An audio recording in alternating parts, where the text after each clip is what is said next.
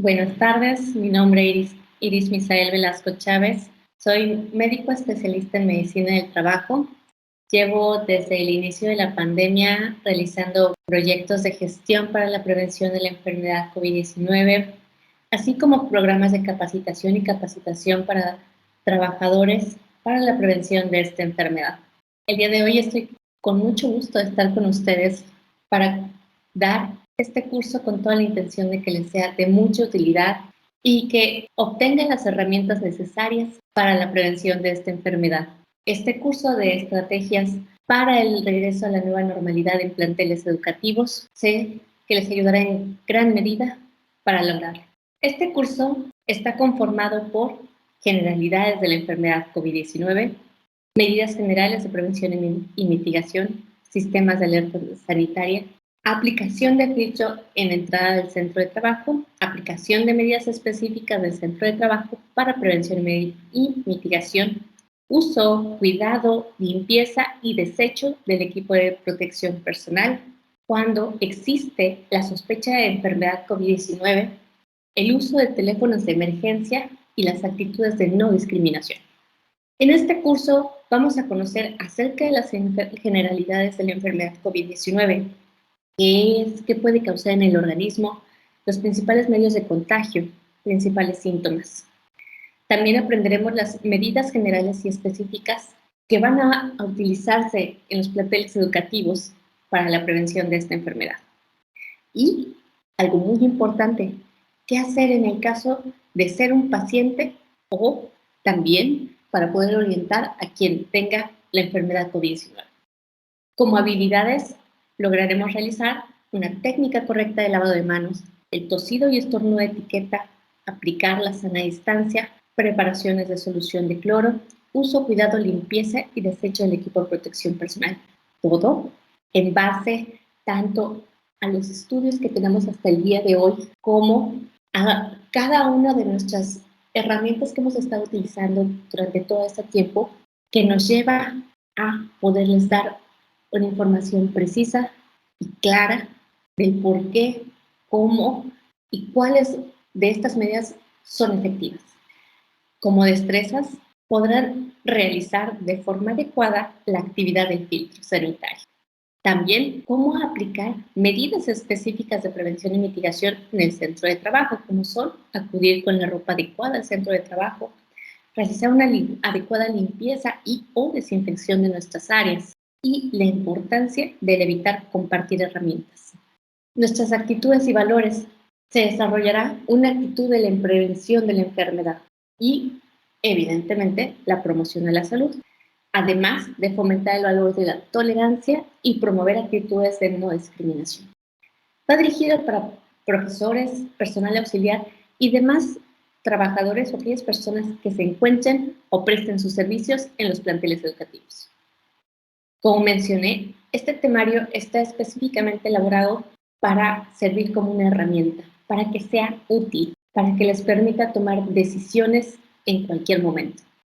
La evaluación del curso se tomará en cuenta en relación a la resolución de un examen.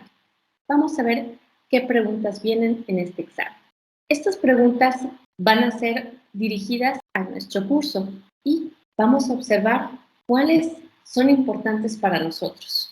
Vamos a ver en este curso cuál es el tratamiento específico de la enfermedad COVID-19, cómo se contrae, cuál es la diferencia entre limpiar y desinfectar. Vamos a saber el uso correcto de las mascarillas y conocer y distinguir los datos de alarma. Vamos a iniciar nuestro curso pensando que la reapertura de las escuelas va a tener efectos claros en la salud de nuestros alumnos, en la salud de nuestros hijos también. Y por eso es importante verlo como una oportunidad para promocionar su desarrollo, permitir la continuidad de su educación, mejorar los ingresos familiares y, por lo tanto, mejorar la economía en general. Hay que recordar que cada plantel educativo va a tener sus propios protocolos específicos. Hay que estar muy atentos y apegarnos a los protocolos que cada plantel educativo presente. Lo que vamos a ver son medidas que se deben aplicar en cualquier plantel educativo, así como en cualquier centro de trabajo. Eso quiere decir que son medidas comprobadas, las cuales nos permitirán realizar las actividades de forma correcta y prevenir la enfermedad COVID-19. Todo esto va a hacer que contribuyamos a mantener un ambiente escolar seguro. Vamos a iniciar viendo qué es la enfermedad COVID-19 y para ello debemos de conocer qué son los virus. Los virus son pequeños pedazos de ARN y ADN envueltos en una proteína. Por tanto, debemos de conocer que los virus no están vivos. Los virus pueden estar activos o inactivos, pero no están vivos. Debemos de saber que necesitan una célula viva para reproducirse. Ahora que sabemos qué son los virus, tenemos que la enfermedad COVID-19 está causada por el coronavirus SARS-CoV-2. Ahora, ¿cómo apareció este virus? Este apareció en China, se detectó su presencia y se ha ido extendiendo a los continentes del mundo, provocando una pandemia.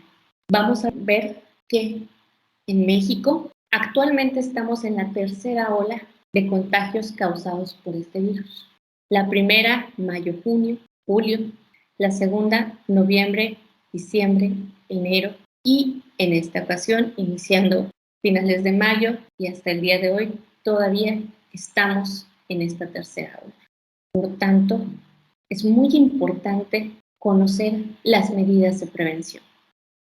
Ahora, ¿qué nos puede causar la enfermedad COVID-19?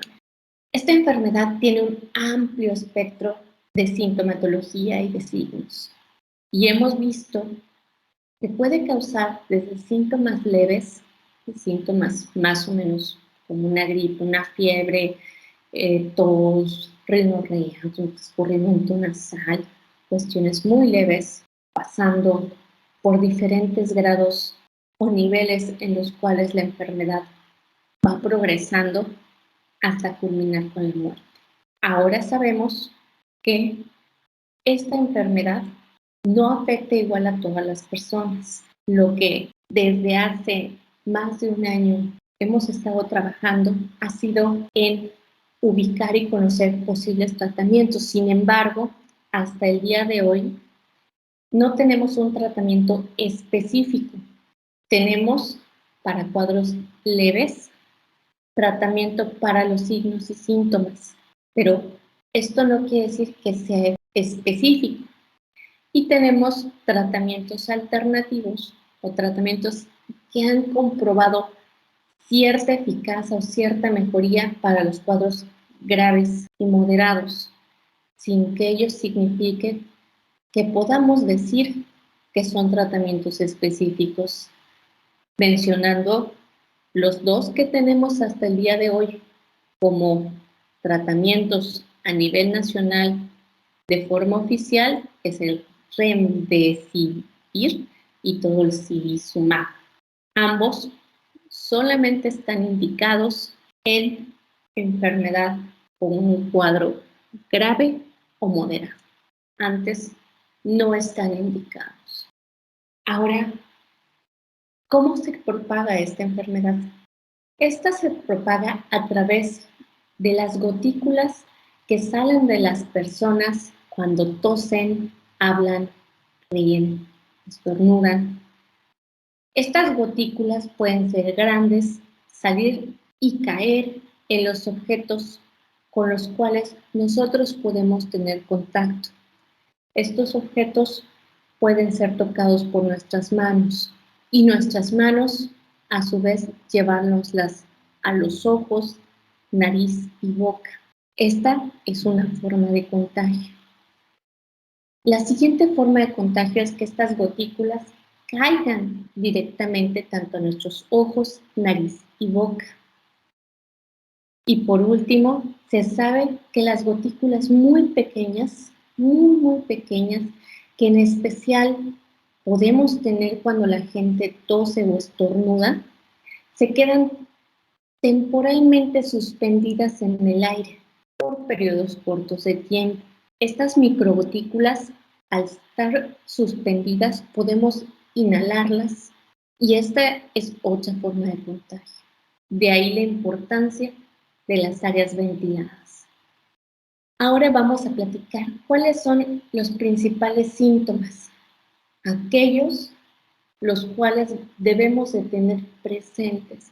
Como les comenté, la enfermedad COVID-19 tiene un espectro muy amplio, de tal forma que cada paciente va a tener su cuadro muy específico. Sin embargo, estos son importantes para nosotros porque nos va a decir el inicio de la enfermedad y cuando existe la progresión de la misma.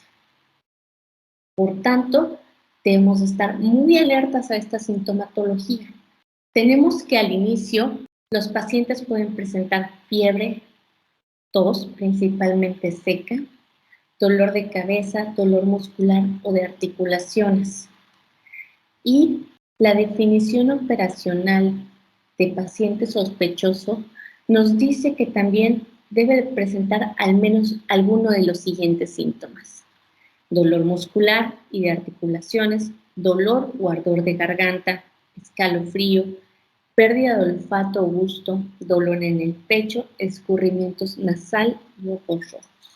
En el caso de que la enfermedad progrese, nos puede dar algunos datos de gravedad. Estos hay que tomarlos en cuenta para vigilancia propia o si se llega el caso y estamos al cuidado de algún paciente con la enfermedad COVID-19 de nuestro paciente. Estos datos de enfermedad son dificultad para respirar o falta de aire, opresión o dolor en pecho, coloración morada de la piel, aumento del moco o flemas, confusión mental o desmayo. Esto de confusión mental a veces es un poquito complicado, pero los pacientes se ven desorientados, no contestan adecuadamente, a veces no dan respuestas muy adecuadas o dan respuestas muy lentas. A esto se refiere un poco con confusión mental. Vómito o diarrea persistente, ¿sí? Esto no es un solo vómito, un solo cuadro de diarrea. Estamos hablando de más de 5 cuadros, tanto de vómito o diarrea, para tomarlo como persistente. Entonces sí, podemos pensar en un caso de gravedad. Ahora bien, dentro de esta sintomatología o estos cuadros clínicos, también podemos tener aquellos pacientes que son, por definición, asintomáticos. Esto quiere decir que presentan replicación o reproducción del virus, pero no presentan síntomas. Y en este caso vamos a conocer que presentan la enfermedad únicamente porque tienen alguna prueba, ya sea de laboratorio en forma de antígenos o en PCR, que nos determine que presenta la enfermedad. Estos pacientes se les llama asintomáticos. En el caso de los niños, si bien presentan más o menos los mismos síntomas, se toma en cuenta que su sintomatología puede ser más leve en la mayor parte de los casos. Pocos son los niños que pueden estar en riesgo. Sin embargo, es muy importante que antes del inicio de clases la entrega del certificado médico. ¿Para qué? Para conocer si se encuentra en condiciones de salud que no lo pongan como vulnerable, ¿sí?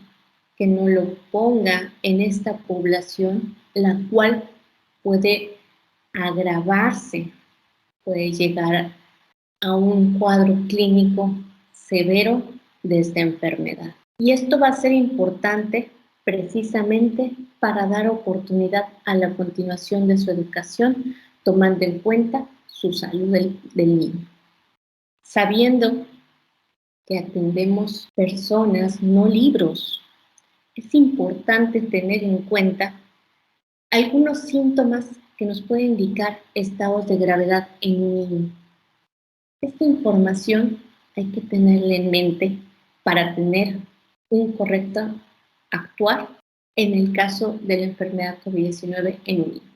Estos son dificultad para respirar.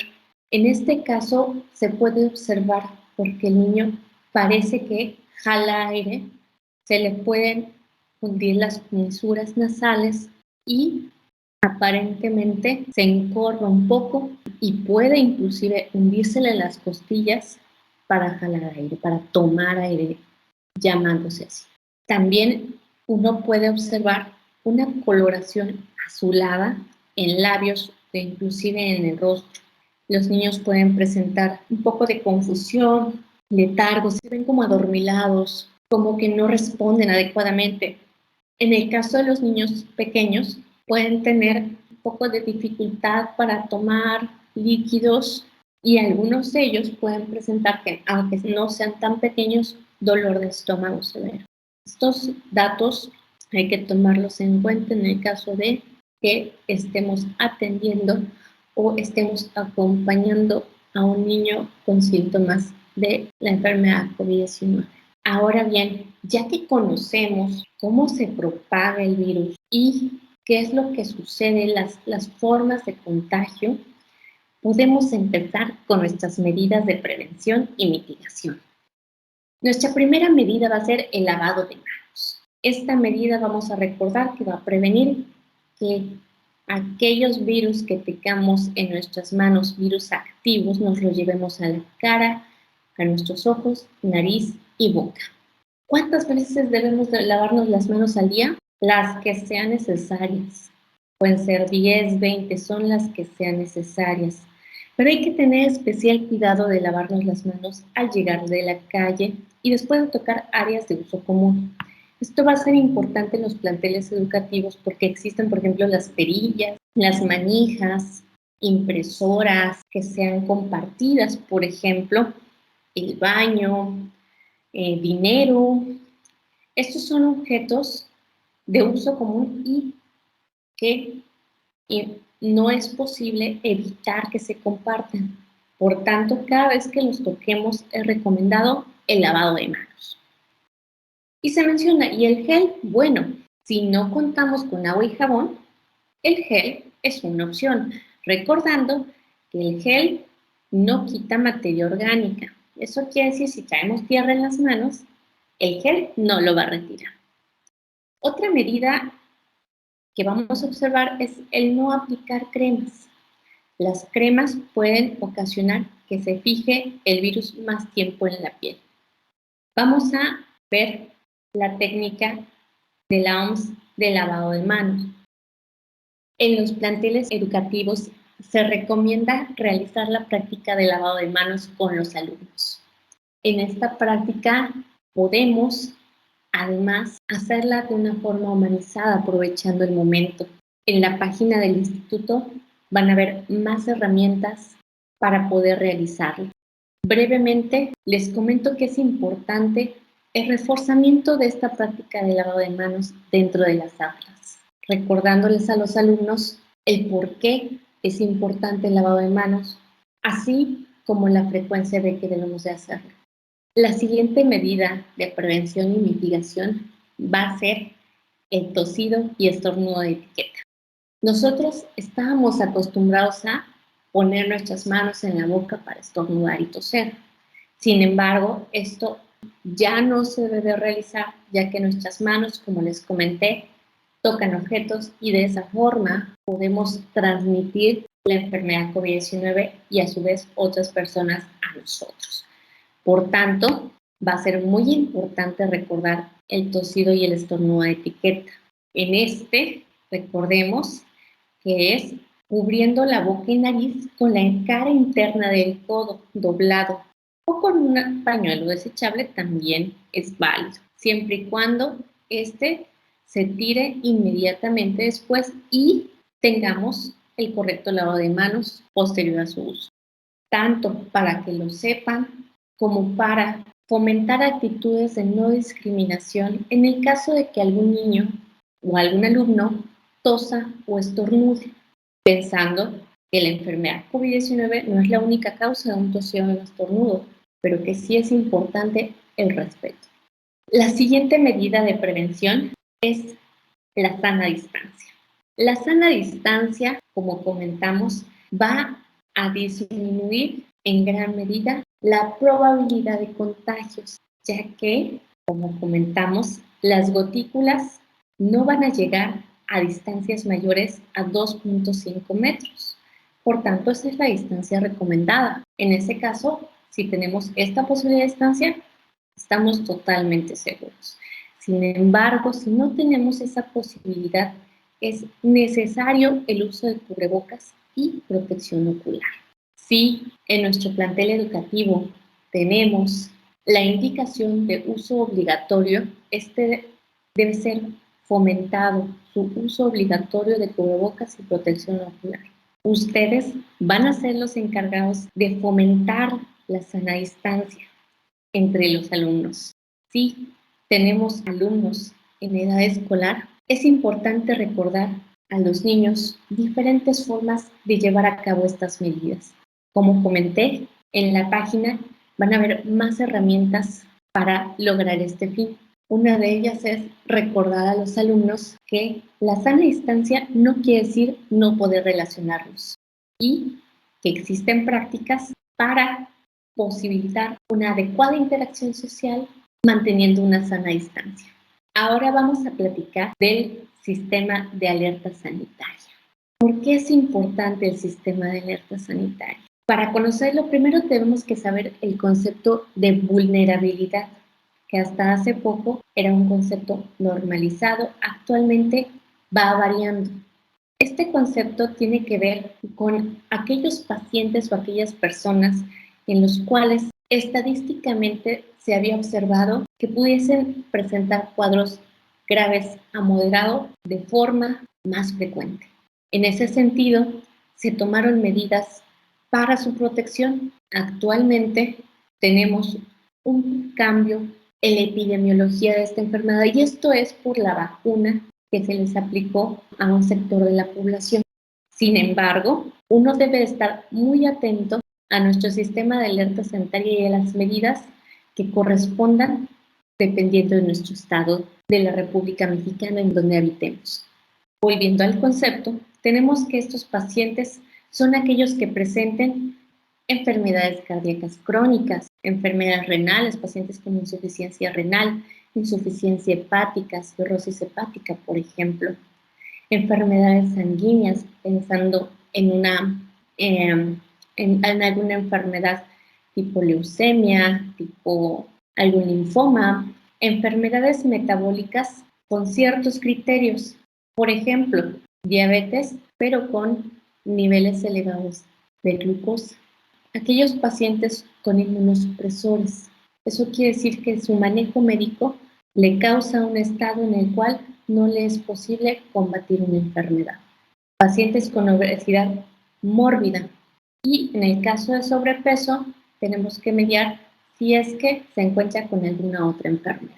También en este vamos a encontrar a los adultos mayores de 60 años, siempre y cuando no se encuentren con 2 dosis de vacuna. Personas embarazadas, todas niñas y niños menores de 5 años. Volviendo al nivel de alerta sanitaria, tenemos que ubicar estos niveles de alerta y que son realizados en base al análisis del comportamiento del virus. ¿Qué quiere decir? Se toman en cuenta los pacientes hospitalizados, se toman en cuenta la cantidad de casos que hay en circulación, cuántos son egresados de los hospitales, cuántos están ingresando a los hospitales y los fallecimientos. Esto es para que se tomen las medidas a nivel estatal o nacional para la prevención de la enfermedad. Ahora vamos a revisar la página coronavirusveracruz.gov.mx para observar algunos detalles del semáforo epidemiológico. En esta semana tenemos este semáforo epidemiológico, lo cual nos indica el nivel de riesgo epidémico. ¿Cuántos municipios se encuentran en riesgo máximo? alto, medio o bajo. Y entonces vamos a revisar qué medidas vamos a tener. En base a lo que observamos, podemos ubicarnos en relación a las actividades económicas que van a estar restringidas. Por ejemplo, si tenemos un riesgo alto, las actividades esenciales van a continuar. Estas inclusive en el riesgo máximo. Esenciales tomando en cuenta el último listado que tenemos en las páginas oficiales.